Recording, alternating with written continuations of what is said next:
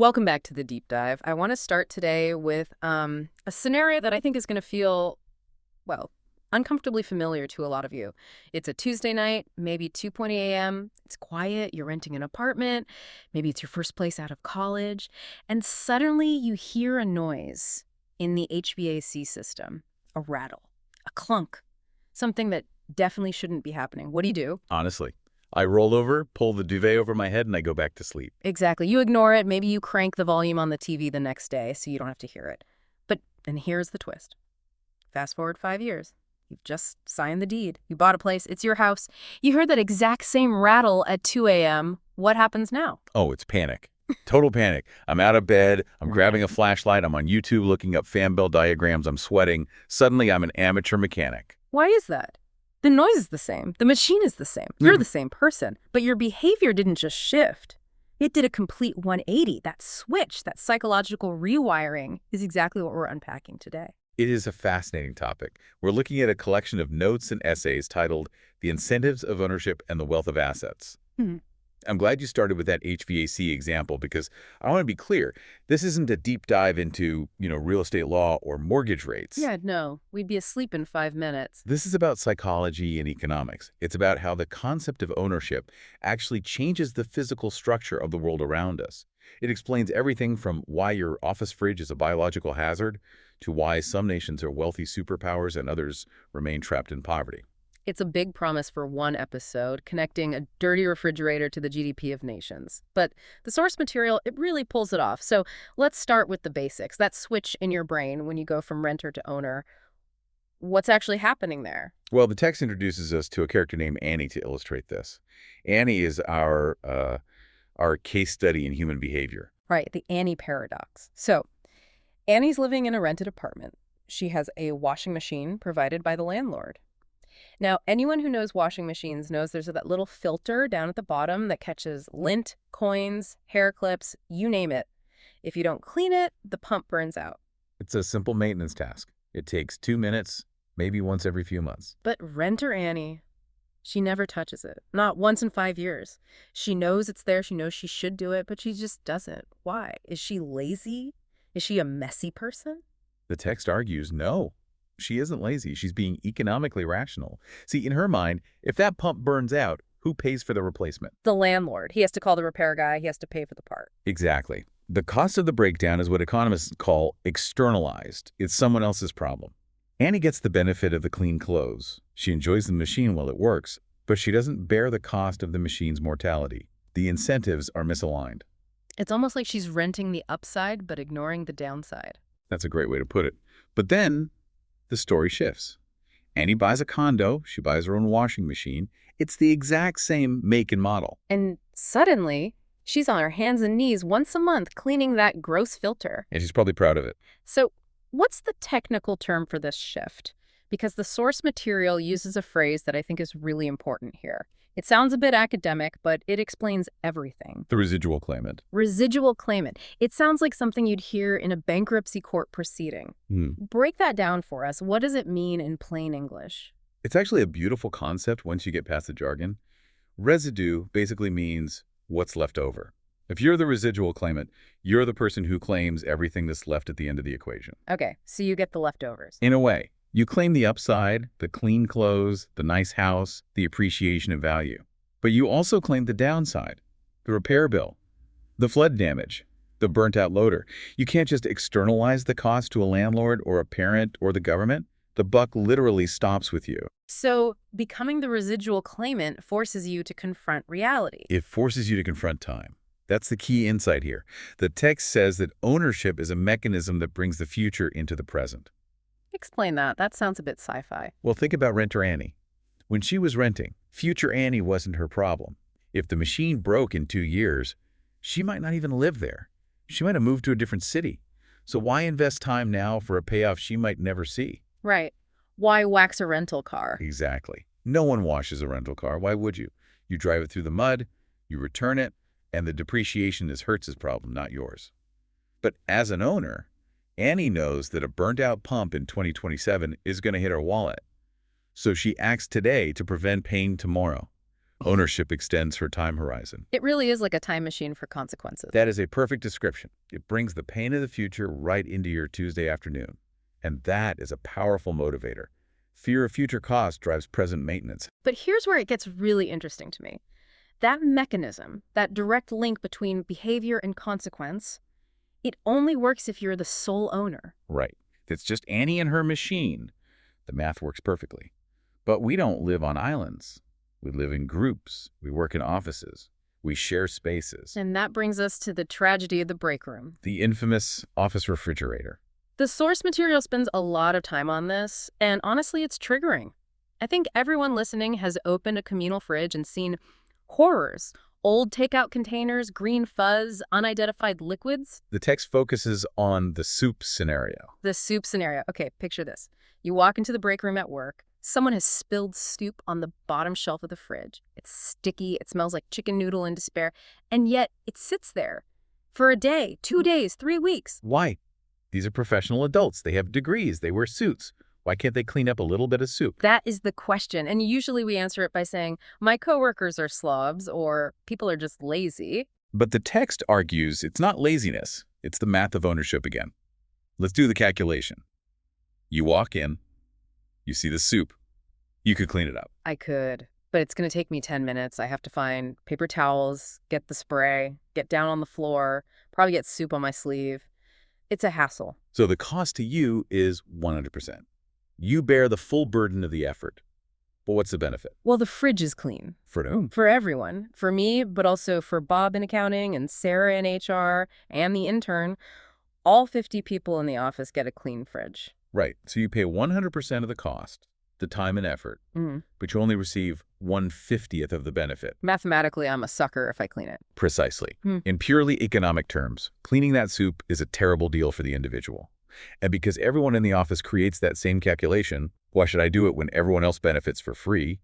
The rational choice for every single person is to close the door and walk away. And the soup stays there until it evolves new life forms. The source quotes this famous concept, when a thing belongs to everyone, it belongs to no one. This is the tragedy of the commons. When you don't have a clear residual claimant, someone who feels the pain of the degradation directly, the asset rots. It's wild because we usually moralize this. We think it's about character. But the source is saying it's structural. The incentives are just broken. It's an incentive problem. You can't rely on altruism to maintain assets long-term. You need skin in the game. Unless, of course, you hire an office manager. Right. The poor soul whose job description specifically includes fridge maintenance. But notice what you did there. You artificially created a residual claimant. You made it someone's specific problem. You reconcentrated the ownership of the issue. You said, if this fridge is dirty, you're the one who gets in trouble. So we've established that ownership makes us care about the future, like with the washing machine, and lack of ownership makes us ignore the present, like the fridge. But the source material takes a massive pivot here. It zooms out. Way out. From appliances to geopolitics. It asks the question that economists have been asking for centuries. Why are some nations rich and others poor? This is the so what of the entire deep dive. Because usually when we talk about the wealth of nations, we talk about geography. We say, oh, they have oil, or they have a temperate climate, or they have good ports. Or we talk about culture. You hear this a lot. This culture works hard. That culture is too relaxed. The source material really pushes back against that cultural argument. Aggressively. It argues that people are people. The Annie in a wealthy, developed country is the same human animal as the Annie in a developing nation. They have the same brain, the same desires, the same capacity for work. The difference isn't the person, it's the incentives they're living under. And they use this analogy that I absolutely loved. It's the difference between planting a salad and planting an apple orchard. It's a brilliant visual. Let's break it down. Imagine you're a farmer. You're hardworking, you're smart. But you live in a country with very weak property rights. What does that look like? Weak property rights? It means the rule of law is unstable. Maybe the government is corrupt and seizes land whenever it wants. Maybe there are local warlords. Maybe the laws just change every Tuesday. The core issue is you don't know if you'll still own your farm next year. Okay, so my time horizon is very short. I'm living day to day because I don't know what tomorrow holds. Exactly. Now, under those conditions, do you plant an apple orchard? Let's think about it. An apple tree takes, what, 5-6 years to bear fruit? At least. And during those 5 years, you have to buy the saplings, dig the irrigation, prune them, protect them from pests, all for zero return. You're pouring money and sweat into the ground for half a decade before you see a single apple. If I think the land might be taken from me in a year, planting an orchard is suicide. You'd be crazy to do it. Yeah. You'd be doing all the hard work, and somewhere else, the warlord, the corrupt official, would likely become the residual claimant of your harvest. So what do you do instead? I plant salad. You plant lettuce, radishes, cucumbers, things that grow in 3 weeks. You extract value from the land now because the future is uncertain. And you can't build a wealthy nation on radishes. No. Wealth, true compounding civilizational wealth, comes from orchards. It comes from factories, skyscrapers, pharmaceutical research infrastructure. These are assets that take years to build and decades to pay off. There is a line in the text that gave me chills. People only build skyscrapers if they believe that in 50 years, they or their children will still own the result of that labor. That is the crux of it. If you look at a shanty town versus a skyline, you aren't just seeing a difference in money. You're seeing a difference in faith. The skyscraper is a monument to the belief that the future is secure. The shanty is a rational response to the belief that it isn't. It really challenges the way we think about foreign aid, doesn't it? We often think, oh, that country is poor, let's send them money. But if the property rights aren't there, if the legal structure doesn't let people feel like owners, that money just turns into salad. It doesn't build orchards. Right. You can't import wealth. You have to grow it. And you only grow it if the legal environment makes you the residual claimant of your own hard work. If the state can take your factory, or if corruption eats your profits, you stop building factories. You go back to the salad. It's the only rational choice. So ownership essentially creates trust in the future. It creates a bridge to the future. It allows us to delay gratification. And that ability to work hard now for a reward 10 years from now is the engine of all human progress. It's what separates a subsistence economy from a modern one. Now, speaking of working hard now for a reward later, we have to talk about the final piece of the puzzle. Because so far we've talked about physical stuff, land, fridges, washing machines. But the modern economy isn't just stuff, it's ideas. Intellectual property. Yeah. This is where the concept of ownership gets abstract. And this is a controversial one. The source material brings up patents, and I'll play devil's advocate here. Patents are basically monopolies. The government says only you can sell this thing.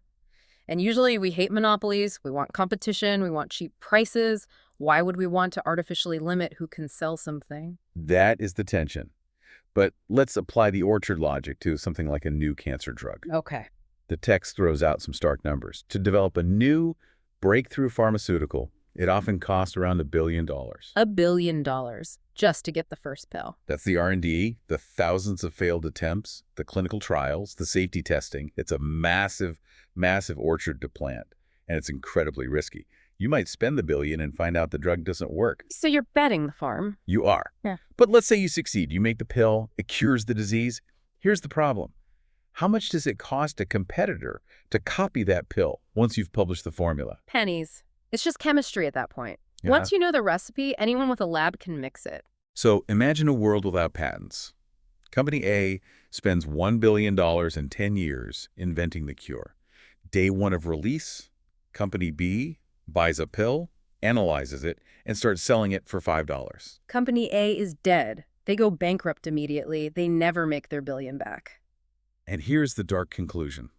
If Company A knows that will happen, they never spend the $1 billion in the first place. The cure never gets invented. The orchard never gets planted because the thieves, or the free riders, will harvest the fruit. So the patent is the government stepping in and saying, we know monopolies are bad, but we're going to give you a temporary one anyway. Yes, it's a deal with society.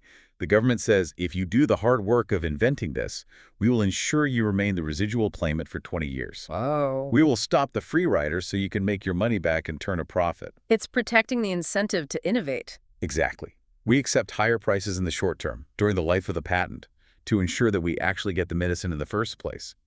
It's the only way to convince a rational actor to plant a $1 billion orchard. It is amazing how consistent the logic is.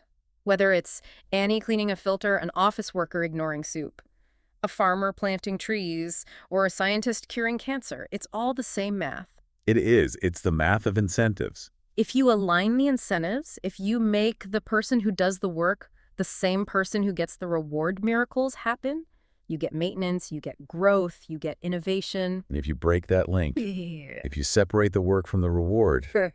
You get messy fridges and poverty. It really is a powerful lens to view the world through. It makes you realize that ownership isn't just about greed or materialism, it's about responsibility. Responsibility and preservation. We joked about the rental car earlier, but think about what that really means. No one washes a rental car. Right. But it goes deeper. When you rent something, you're a consumer. You extract value from it until you're done, and then you discard it. But when you own something, you are a custodian. You want it to last. You want to pass it on. Ownership turns us into caretakers. Which brings me to a thought I wanted to leave our listeners with today. We've talked a lot about economics and laws and global politics, but I think this applies on a deeply personal level too. How so? Well, I want you, the listener, to think about the salad versus orchard concept in your own life. Look at your career, look at your relationships, look at your skills. Are you planting salad or are you planting orchards? Right. Are you jumping from quick win to quick win? Are you prioritizing immediate pleasure, the salad? Because maybe deep down you don't feel secure. Maybe you don't feel like you own your future. That's deep. It's asking, do you trust that the future you will benefit from the work current you is doing? Exactly. Are you doing the hard, boring work, the cleaning the filter work, the studying late at night, the investing in relationships that might not pay off for years? Because that's what owners do. They invest in a future they believe they'll be around to enjoy. It really reframes discipline, doesn't it? Discipline isn't just about willpower or grinding, it's about ownership. If you truly own your life, if you view your life as an asset that you are the sole residual claimant of, then discipline is just the rational protection of your asset. I love that. If you find yourself unable to plan for the long term, don't just beat yourself up for being lazy. Ask yourself, where are my property rights insecure? Why don't I trust that I'll get the harvest? Little philosophical heavy lifting to end on. We aim to please. Thanks for diving deep with us today on the hidden mechanics of ownership. Go clean your washing machine filter, plant some orchards, and we'll see you next time.